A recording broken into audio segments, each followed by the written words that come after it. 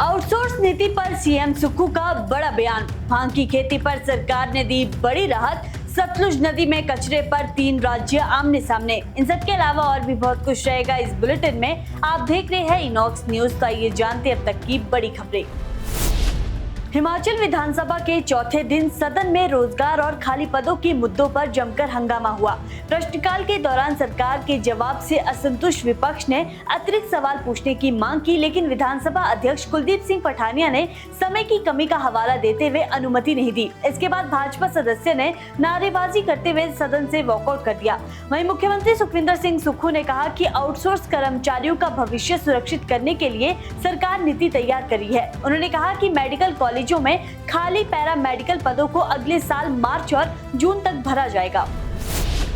हिमाचल में प्याज और चीनी की बढ़ती कीमतों के बीच सरकार ने जमाखोरी और किल्लत पैदा करने वालों पर निगरानी बढ़ा दी है। खाद्य आपूर्ति विभाग के उड़न दस्ते थोक गोदामों और बाजारों का निरीक्षण कर रहे हैं। वहीं त्योहारों को देखते हुए सरकार ने राशन डिपो के लिए 35,600 क्विंटल चीनी का विशेष ऑर्डर किया है।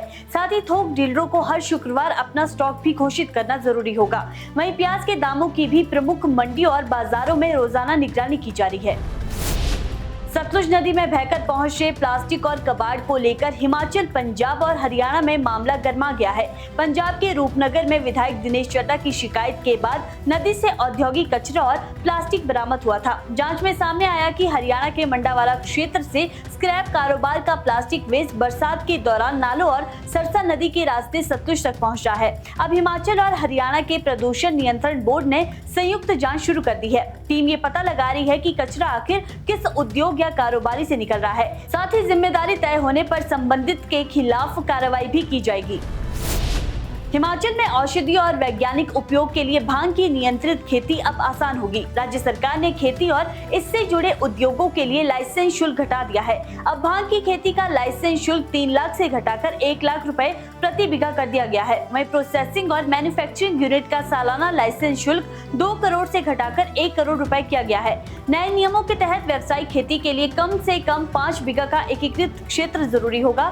साथ ही किसानों को लाइसेंस से पहले अधिकृत कंपनी के साथ बायबैक एग्रीमेंट भी करना होगा।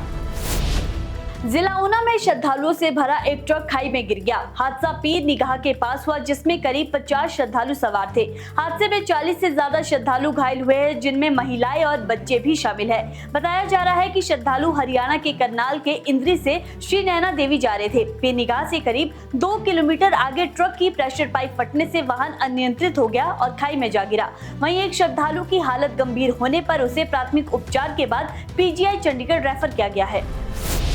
उत्तर भारत की पवित्र मणिमहेश यात्रा आधिकारिक रूप से शुरू हो गई है। हाल ही में भारी बारिश और भूस्खलन से पैदल मार्ग क्षतिग्रस्त होने के कारण पैदल यात्रा पर रोक लगाई गई थी। मार्ग की मरम्मत के बाद भरमौर प्रशासन पैदल यात्रा शुरू करने पर फैसला लेगा। वहीं इस बार 4 हेलीकॉप्टर भरमौर और होली से गौरीकुंड के लिए उड़ान भर रही है। भरमौर से गौरीकुंड का एक तरफ का किराया 3,828 रुपए, जबकि होली से 6,255 रुपए है।